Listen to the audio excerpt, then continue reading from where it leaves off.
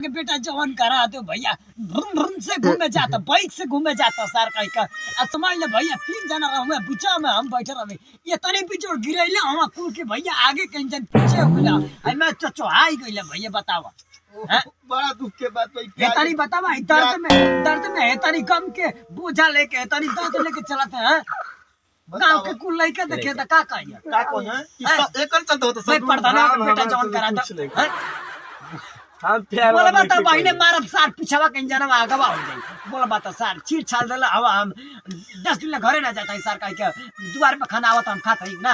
हां खाओ रहुआ नहीं तो देखो हम कहत तनी प्यार बहुत खराब होला। मर्दवा हमर दिल काने कौन दूले के भागला सार प्यार में कौनवा खरा ना होला।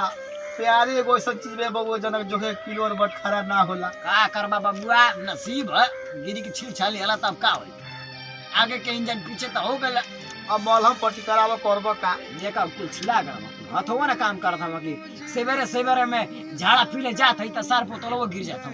तो ना जा हो फूलमती उतरा के शराब पे लगी पवनवा चिरकुटवा दादा चाहिए बूढ़ी जब से हमके छोड़ के गइल हो नीचवा हम आलू छिलते जा भगवान करे कि जल्दी हमको उठाओ जा आगे ले गइल पीछे हमो के लेके चला